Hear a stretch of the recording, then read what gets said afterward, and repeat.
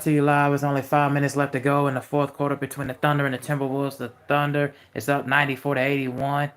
Jaden McDaniels, I'm seeing it fouled out in the game as Anthony Edwards is guarded by Lou Dort. He passes Nikhil Alexander Walker, and Alexander Walker hits the three, and it's 94-84 Thunder. You know, the Thunder, to me, are a team that's destined for the NBA Finals, and Shea Gilgeous-Alexander did not have the best game as he hits this shot over Julius Randle, and it's a 12-point game right now. The Thunder really coming off an just riled up game seven. You know, they brung the best out of Denver. You know, they started off pretty slow in the first quarter, just like they started off slow in game seven, but I feel like they picked up their energy and picked up their pace towards the second half. Shea Gill just kind of started off slow with the bigger bodies from McDaniels, Alexander Walker, as Lou Dort hits the three right here as the Thunder go up by 15. Timeout, Minnesota. Chris Finch wants to talk things over. And it shows me that along with this series is going to be a long series for Minnesota. If they don't get, their rotations together, they're showing a replay of Lou Dort hitting the three. And that's the one thing about the Thunder. It's like their ball movement is pretty much keen. It is pretty much appropriate. And also another thing that's key for them is their defense, their aggressiveness, and their ability to get into the passing lane still. You know, from Case and Wallace, Alex Caruso, or Isaiah Joe, even Jalen Williams himself. You know, when he attacks the rim and gets to the basket, is pretty much unstoppable. If he's, still continues to be consistent. Also, you got to look at Shea Gilgeous-Alexander. I mean, he's like 10 for 27. He's not really having his most efficient game. But I believe in just overall the impact that all of them are having right now for them. And I'm really loving these playoffs. I'm really loving these conference finals matchups because it's showing that it's gonna be somebody different going for their first championship. All four of these teams looking as destined to going for their first championship. And to me, it seems that if it has a lot of legs, both teams have a lot of legs and have a lot of room to stand on. Oh, Lil Timmy, hey, how's it going? And Ray and Rafai's era, how's it going? And Gatlin, how's it going? But yeah, to me, from what I saw, is that with the Thunder, their team is very efficient as far as like their ball movement, and as far as their rotations on the floor, continuing to make waves and to make things just occurrent with their style, with their aggressiveness. They're young, feisty, intensity, and just efficient overall. Like just getting and attacking the lanes. The thing about them that worries me about them is they do a lot of hacking and they'll do a lot of chippy and calling, and I think that could also play a role. And also the calls that they get away with a lot of like double dribbling and traveling, and they get away with a lot of calls that kind of makes it a bit uneasy and unsettling. And another thing that kind of worries me about them is Shea Gilgeous, Alexander, and Jalen Williams. They got to be consistent. There are times where they have been inconsistent. Especially Jalen Williams. He had 2 out of the 7 games in the last of the conference semifinals against the Nuggets where he actually showed up, and especially in the game seven. But other than that, he kind of just has been a little bit uneasily and been a little bit uncomfortable. But when he's consistent and when he's efficient on the floor, he puts it together so smoothly. Oh, bro, average. Hey, how's it going? And John, how's it going, man? I'm doing all right. So yeah, that mainly is the thing that kind of puts it over the top for them.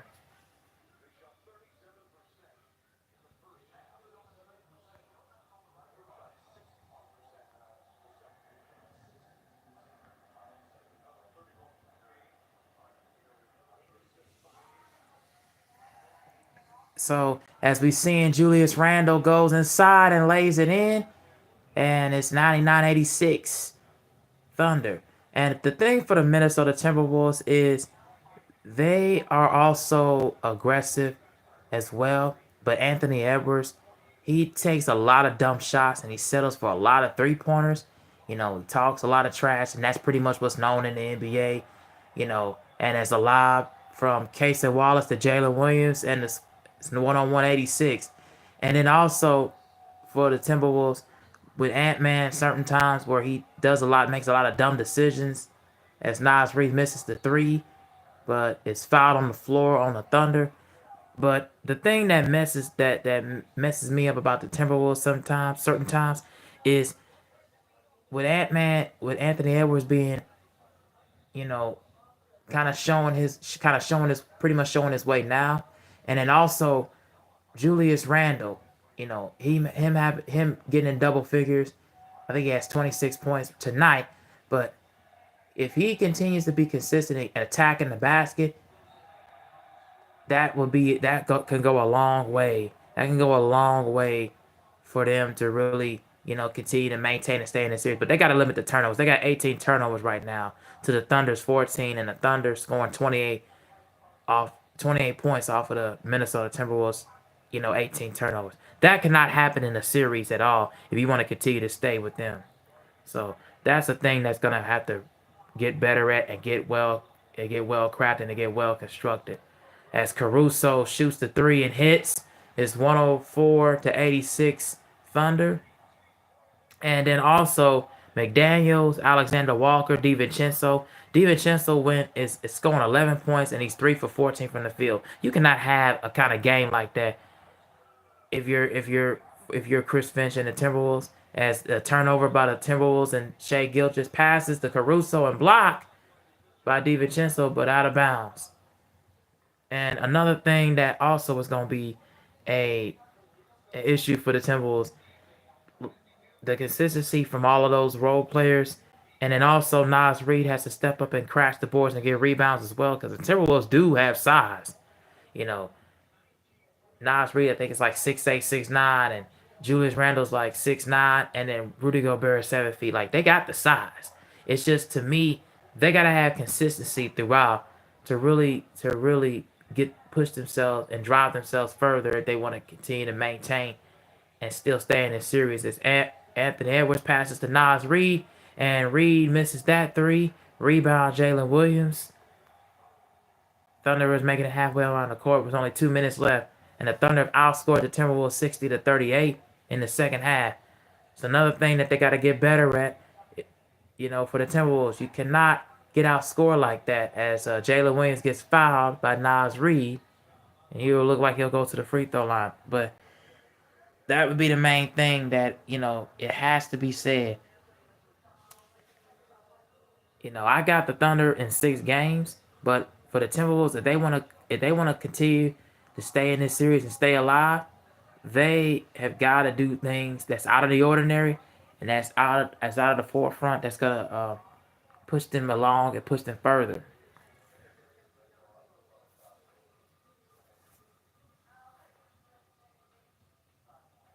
And also, you got to take away guys on the Thunder like Alex Caruso, Isaiah Joe, and Casey Wallace.